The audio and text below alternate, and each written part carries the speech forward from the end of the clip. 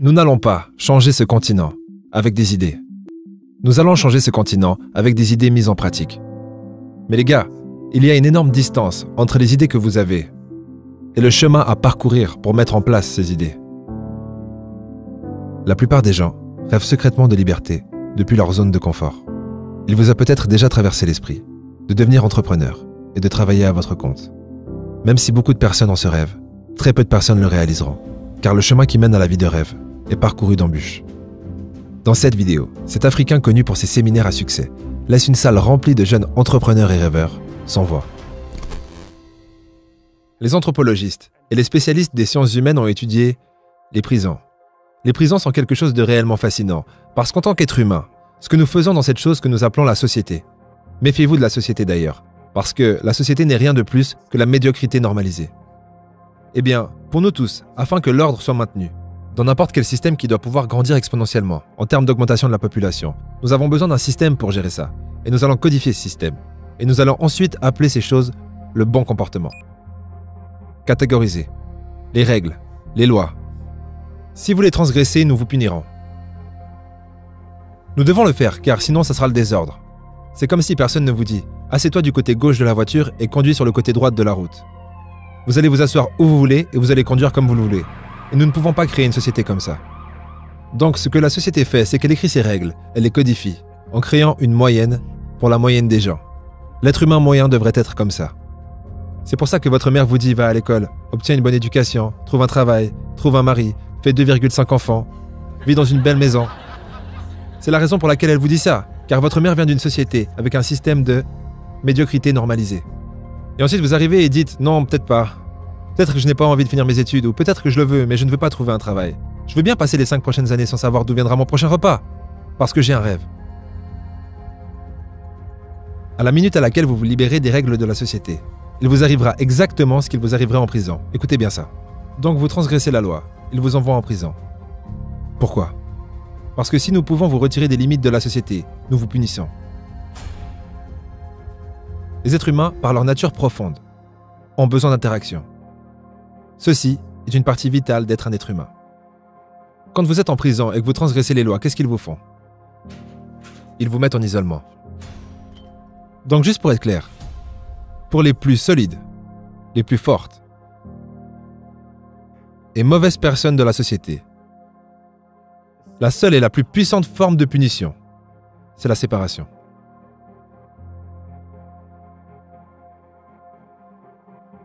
Ce n'est pas une punition physique, c'est que je vais te mettre dans un trou, tout seul. C'est tout. Et ça te détruira. C'est pour ça que la plupart des gens n'ont pas le courage de prendre le chemin de l'entrepreneuriat. Parce qu'à la minute où vous commencez, vous vous dites « Oh mon Dieu, je suis seul ». Toutes les personnes qui ont un objectif, un rêve, une idée business ou quelque chose qui compte vraiment pour elles, ces personnes, si elles veulent avancer dans la direction de leur rêve, elles vont forcément être obligées de faire face à la solitude. Imaginez avoir 2 chemins face à vous.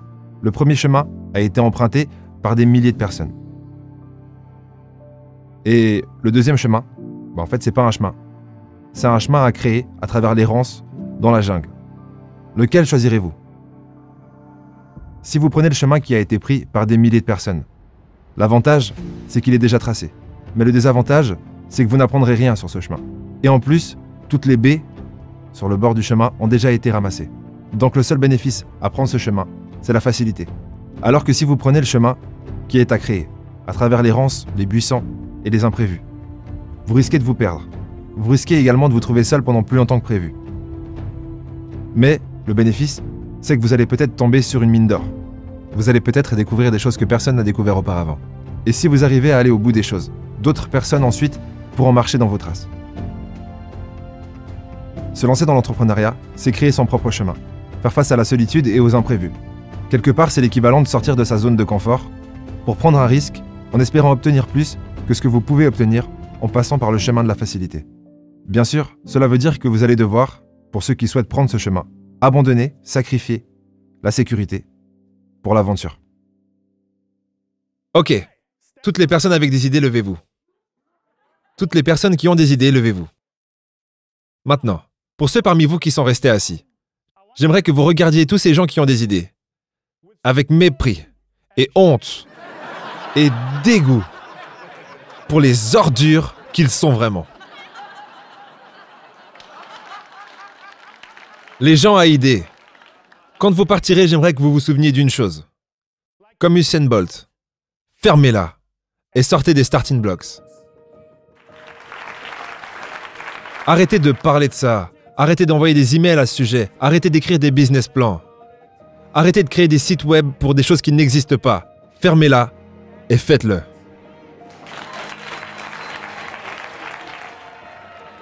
Attendez, restez debout, restez debout. Restez debout. Je ne vous ai pas encore dit de vous asseoir. Pour toutes les personnes à aider, j'aimerais que vous trouviez la personne à côté de vous. La personne à votre gauche. Et si la personne à votre gauche est aussi une personne à aider, alors regardez une autre personne sur la gauche. J'aimerais que vous attrapiez cette personne par l'épaule. Serrez.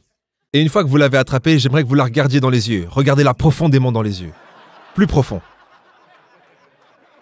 Et voilà ce que j'aimerais que vous disiez. J'aimerais que vous regardiez profondément dans leurs yeux. Et ensuite, avec une voix très calme et mesurée.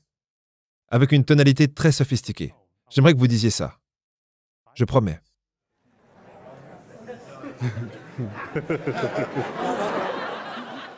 Vous devriez voir ça. Refaisons-le encore une fois. Attendez, attendez. Calmons-nous, calmons-nous. Faisons-le encore une fois avec une voix calme et mesurée. La main sur votre cœur. Et vous allez dire, je promets qu'après cette présentation, je vais sortir des starting blocks. C'est parfait, bien joué. Le courage est la chose dont les gens manquent. Nous ne manquons pas de personnes qui manquent d'idées. La plupart d'entre nous avons des idées. Mais c'est la force de caractère et le courage intérieur de persister sur les idées que vous avez. Presque tout le monde a une idée comme ça qui garde depuis plusieurs mois, voire plusieurs années en tête, en se disant « cette idée c'est un truc de fou, quand j'aurai un peu plus de temps, je vais la mettre en place et je vais exploser ». Il y a beaucoup de gens qui font cette erreur. Mais comment savoir si votre idée est une bonne idée? Imaginez, vous avez une idée et vous avez créé un MVP, un produit minimum viable, et vous allez chercher des fonds pour lancer votre idée. D'ailleurs, ce que je ne vous recommande pas dans la majorité des cas. Je trouve que c'est beaucoup plus intéressant de trouver un moyen ingénieux de lancer votre idée sans avoir à compter sur des investisseurs extérieurs. Mais peu importe. Comment savoir si votre idée est une bonne idée? C'est très simple. Parce qu'une bonne idée, pour moi, n'est pas forcément une bonne idée pour vous. Une bonne idée, c'est une idée pour laquelle vous avez un avantage injuste sur la compétition. Si vous allez voir des investisseurs, ils vont vous demander « Ok, cool, l'idée, potentiellement, il y a l'air d'avoir un marché pour cette idée. Mais, vous, toi, quel est ton avantage injuste sur la concurrence pour mettre en exécution cette idée ?» S'il n'y a pas de réponse à cette question, c'est que ce n'est pas une bonne idée pour vous. Et du coup, comment développer un avantage injuste sur la concurrence? Par vos connaissances, vos compétences, votre expérience et vos finances.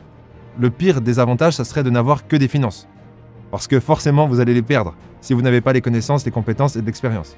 Comment développer des connaissances, des compétences et de l'expérience? C'est très simple. En commençant à faire quelque chose. Et ce que vous allez découvrir, c'est que le chemin qui mène au succès, ça sera vos échecs qui vous apporteront les connaissances, les compétences et l'expérience. Donc pour ceux parmi vous qui ont des idées, alors que vous commencez, ceux d'entre vous qui avancent, sachez que dans les premiers 999 jours, c'est vraiment très difficile.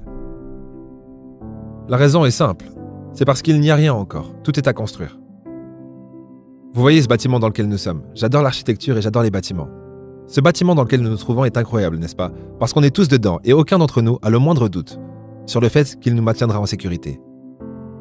Aucun d'entre nous ici s'est demandé si cette chose en dessus de nous pouvait s'effondrer sur notre tête. La raison c'est parce que la fondation de ce bâtiment a été parfaitement gérée. Donc la partie la plus importante du bâtiment, c'est la partie du bâtiment que nous ne voyons pas. Et donc pour chacun d'entre nous, entrepreneurs, cette fondation est cruciale. Et cette fondation commence par vous et commence ici. Vous ne pouvez pas la construire, à part si vous vous construisez vous-même. Donc un business, c'est quelque chose que vous créez pour le monde. C'est une manifestation de vous-même, vos idées, votre créativité, vos pensées. Mais si vous n'allez pas bien, ça ne fonctionnera jamais. La plupart d'entre nous sommes brisés à l'intérieur. Et nous ne réparons pas la chose qui est brisée. On la camoufle. C'est comme si j'ai grandi avec un manque j'ai souffert. On m'a dit que je ne valais rien. Maintenant que j'ai réussi, je vais montrer mon succès à tout le monde. Parce que s'ils m'affirment que je suis quelqu'un, alors ça doit être vrai. Et avant que vous atteigniez cet état où vous réalisez que leurs affirmations ne sont pas nécessaires, qu'en réalité vous êtes totalement libre. Donc pour ceux qui veulent avoir un business, si ce sont les affirmations extérieures que vous cherchez, vous allez échouer. Ça ne fonctionnera pas. Est-ce que ça a touché un nerf pour toi?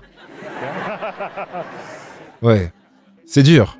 Je veux dire, et cela arrive lorsque vous avez un rêve, quand vous êtes dedans, et que vous êtes là, mais pourquoi est-ce qu'ils ne comprennent pas? Le monde doit être, mais est-ce qu'ils ont perdu la tête? Avez-vous déjà vu quelque chose que personne d'autre ne voit, mais vous savez que c'est là, parce que vous pouvez le voir? Vous êtes là, mais là! Et vous leur expliquez, mais ils ne voient rien.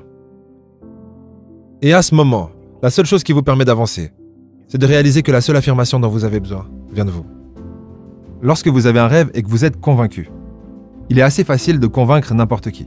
Mais dès le moment où vous avez un jour difficile ou une période difficile et que vous arrêtez d'y croire, d'un coup, tout disparaît. Et du coup, quel genre de motivation, quel genre de raison, de pourquoi, pourrait vous permettre de rester focalisé sur l'idée que votre rêve va s'accomplir? Selon moi, il y a 3 types de motivation à connaître. La première, c'est la motivation extrinsèque. On peut d'ailleurs diviser la motivation extrinsèque en 2 catégories. La première, c'est positive. Elle consiste dans la majorité des cas à vouloir des biens matériels, par exemple une voiture.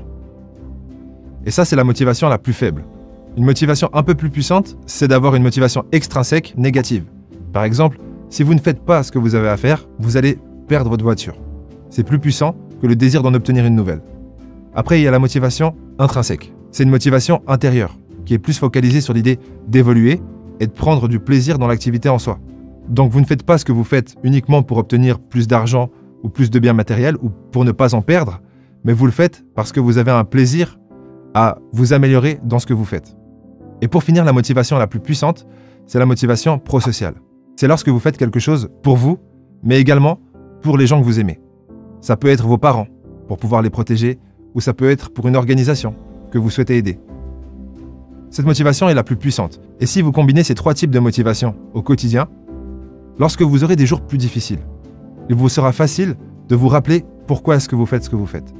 Et du coup, de ne pas abandonner. Si cet épisode vous a plu, n'oubliez pas de mettre un pouce en l'air, de vous abonner, cliquer sur la petite cloche, et moi je vous dis au prochain épisode.